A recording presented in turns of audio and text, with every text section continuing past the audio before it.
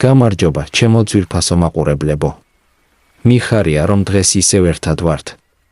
იმედი მაქვს, კარგ ხასიათზე ხართ და მზად ხართ, ერთად გავემგზავროთ დროში, ქალაქში, რომელიც ისტორიით სუნთქავს, ზღვის ტალღებს უსმენს და წარსულის ამბებს დღემდე გვიყვება.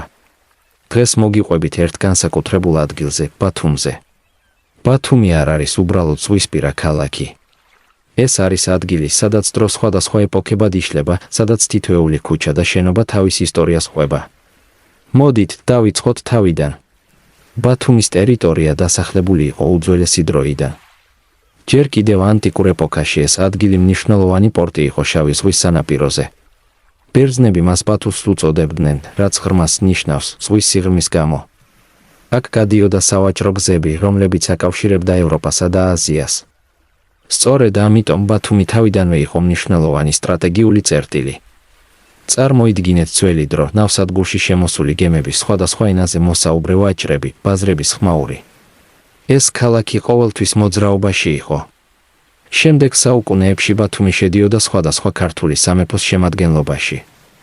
კოლხეთისა და მოგვიანებით ეგრისის სამეფოები ამ ტერიტორიაზე აყალიბებდნენ კულტურას და სახელმწიფო საფუძვლებს.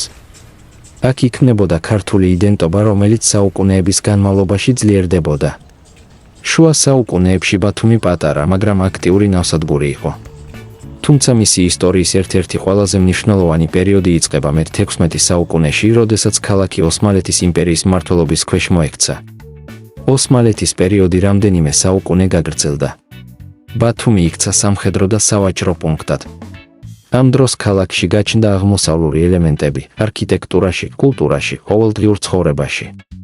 მაგრამ მიუხედავად ამისა, ადგილობრივმა მოსახლეობამ შეინარჩუნა თავისი ენა, ტრადიციები და სული. დრო გადიოდა და მე-19 საუკუნეში ყველაფერი შეიცვალა. რუსეთ-ოსმალეთის ომის შემდეგ ბათუმი რუსეთის იმპერიის შემადგენლობაში შევიდა. ეს იყო ქალაქის განვითარების ახალი ეტაპი.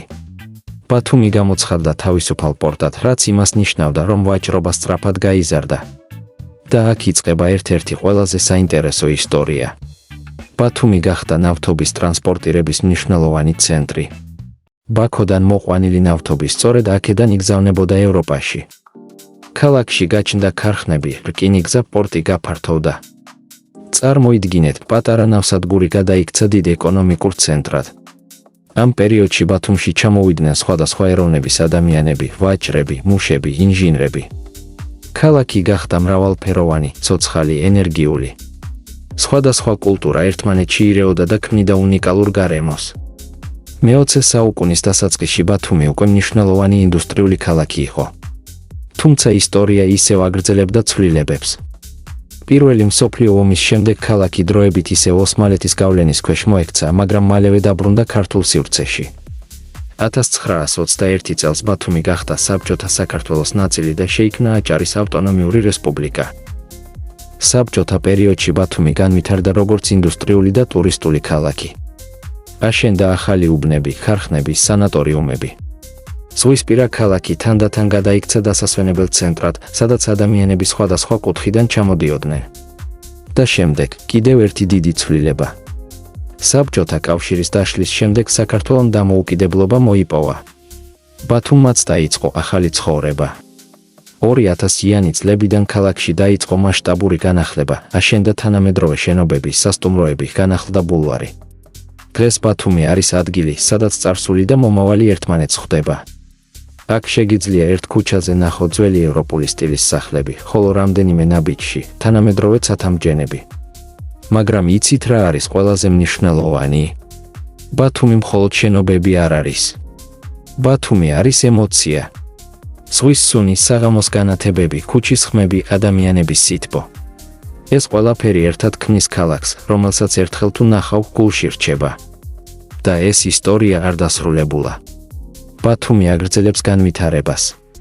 ის ყოველდღე იცვლება, იზრდება, ვითარდება. მაგრამ ამ ყველაფერთან ერთად ინახავს თავის ფესვებს, თავის ისტორიას, თავის სულს.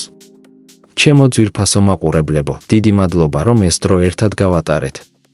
იმედი მაქვს, ამ ისტორიამ თქვენშიც გააღვიძა მოგზაურობის სურვილი, ახალი აღმოჩენების სურვილი და, რაც ყველაზე მნიშვნელოვანია, საკუთარი მიზნებისკენ სვლის მოტივაცია. დაიმახსოვრეთ, როგორც ბათუმი გადაურჩა დროს სირთულეებს და ცვლილებებს, ასევე თქვენ შეგიძლიათ გადალახოთ ყველაფერი და შექმნათ თქვენი საკუთარი ისტორია. გისურვებთ დიდ წარმატებას, ნათელ მომავალს და ყველა იმ მიზნის ახდენას, რაც გულით გინდათ. მალე ისევ შევხვდებით. ახალი ისტორიებით და ახალი შთაგონებით.